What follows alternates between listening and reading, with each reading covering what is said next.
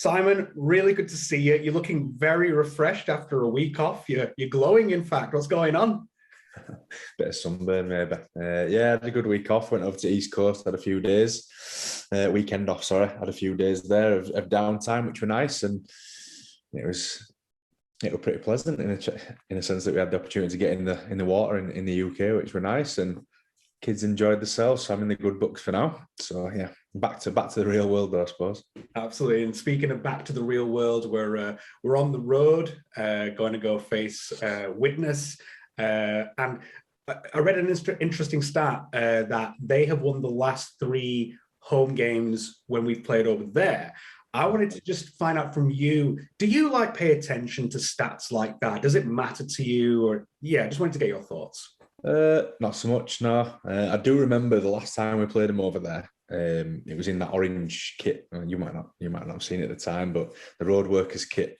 And it was the beginning of the year, the very first game actually, and that probably started a bit of a rot for us. We didn't play very well. The pitch is a bit different. I remember we got caught out on they did a kick downfield, and our fullback, I think it was Q at the time, thought it was long gone or whatever, bouncing away, and it just held up at the end, but they chased all the way through and scored. There were a couple of bits in there that we needed to do a lot better on the night. We just didn't quite nail it. But again, it were early season, so there are always going to be areas to improve on. But yeah, we go there now. We're a different team, different side. The stats don't really matter that much because, as I said, different people, different time. And yeah, but the pitch remains the same. The pitch gives you some some different things that can happen on it. Obviously, I think the weather's due to be pretty decent, touch wood. So you could probably expect both teams to use the ball a bit. I know Widnes play that way when they're at home. The last fixture we had together, it absolutely chucked it down, and each team just played a really basic, just get through and make as few errors as possible. Whereas I don't think that'll be something, certainly not something we'll be focusing on this week. And yeah, the pitch, it throws up a few different things in terms of the bounce of the ball and all these little bits. So it's a fast track though. So we're looking forward to it. I think it'll suit us. You talk about it chucking it down last time. I remember corner of the pitch was waterlogged, and Ed Barber, I don't know if you saw this, Ed Barber grabbed a broom, and he was helping de-log the pitch and all that. I know you probably can't say, but would you rather see Ed with a ball in his hand or a sweeping brush in his hand this Sunday? He does a pretty handy job with both, obviously. It did come down bad. Ozzy, the groundsman, did a really good job, obviously assisted by Ed there. And I think that sort of epitomises Ed anyway. He wasn't playing that day. I think he's out with a broken jaw, wasn't he? He's a team first man and a really a valued member of the group. And those things, they do go a long way. They're noticed by people, obviously, like yourself. And I think a few more would have noticed it. It's certainly it's valued within anyway. Let's put it that way. Well, the fans certainly seem to appreciate it. I think it was probably one of the most liked Facebook and Instagram posts we've ever had. In terms of the last time we played, which was at home, again, a bit of a slow start in the first half, which you spoke about extensively. A lot of pressure on our defensive line at times. What do you think Widnes are going to be trying to capitalize on against us in this game? I think I've made note of the fact we haven't been scoring a great deal of points. We've been winning. We haven't been scoring a great deal. If I'm them, I'm probably thinking I want to stay in this game as long as I can. They've got some attacking threats, certainly, so they won't be worried about posting points. So yeah, I think it'll be an attritional game again. Not in the same sense as the last one where both teams were doing a lot of change of direction against the grain and so on, to where keeping all the short passes going just to suit that weather. Whereas if it's going to be a bit nicer, and again, the pitch allows it, I think both teams will play a bit and challenge each other. So I'm expecting a very different game, a very different spectacle for those watching anyway, based on the last performance. But mate, they're a good team. They've had a difficult year. I mean, I spoke to Finney last time, played them, and they, for a large part of the season early on, they couldn't get a bench together with the appropriate positions on it. They were having wingers on the bench a lot, one or two wingers at times. So they found it difficult at the start after, a very difficult period for everyone. And I think recently they seem to be getting some bodies back. They've picked up some good performances, but it's been a bit of an indifferent year for them, but it doesn't mean that they're not a threat.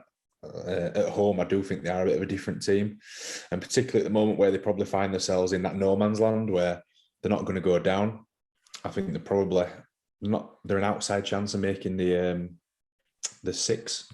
So they're in that spot where, yeah, they might not be a heap to play for. However, when you're playing at home in front of your fans, you know, you need to put a performance in, certainly in terms of your effort and commitment, you know, for the club you play for. So we're expecting a tough game.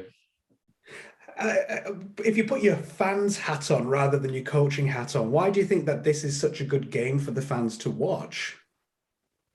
I think just because of the playing styles. You know, when we actually execute it, we move the ball around pretty well. And Widnes are very similar. They've got some talented players who can swing a game in just through their kicking, I suppose, with Matty Smith and Craven there. They've got a couple of old Halifax lads in Grady and Tyre, which always makes it interesting. But I think it's just 2 old clubs, isn't it, as well? Both had success quite a while back now. I think both are probably building and hoping, you know, to create a new brighter future as well. So, yeah, I think there's a lot to play for, and certainly for us, every game matters. I'm not going to go down the old Super League slogan route. That's what it was, something like every game matters, or every minute, or something like that. But you know, we want to finish as high as we can in the league. You know, regardless of what happens with anyone else, we don't really care. We want to do ourselves justice, and that means pushing on in every game to end the season and really having a good crack at finishing, as I say, as high as we can. And do you, at this stage of the season, because we've got a few games left and everything, but do you now start thinking about the playoffs now, or are you just kind of taking each game as it comes? Yeah, taking each game as it comes, but you have to have an eye on that. We have a small squad. We've lost over the course of the season. I think we've lost 5, a few retiring and so on. And you know, we've added in. I'm not sure if we've added anyone of late anyway. So all our squad's going to be used and tested. And yeah, when you're coming into these finals, I will make note of there's some changes around for integrity of the competition.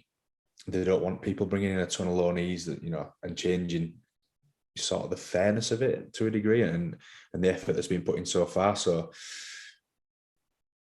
yeah, we're going to be rolling in with what we've got. Therefore, we're going to have some tired bodies at the end of the year. You always do anyway, and everyone will be in the same boat. But I think, you know, we need to be smart about how we use this team over the coming weeks. But it is a balance, Haroon, to be honest, to where we want to win every game, so we don't change too much. Some continuity and building momentum is important, but also we need to make sure we're looking after boys and we don't get to the playoffs and be flat. So yeah, there's some decisions to make. Some are forced, and as obviously Kevin and they've got themselves a band, so they get a break anyway. But yeah, in the coming weeks, we'll be looking at all options we have really to freshen everyone up. And just on that, last time we spoke about the suspension, does Kevin Leroy's suspension start from the Toulouse game, or is it from this Sunday? I would say highly unlikely that it starts from the Toulouse game.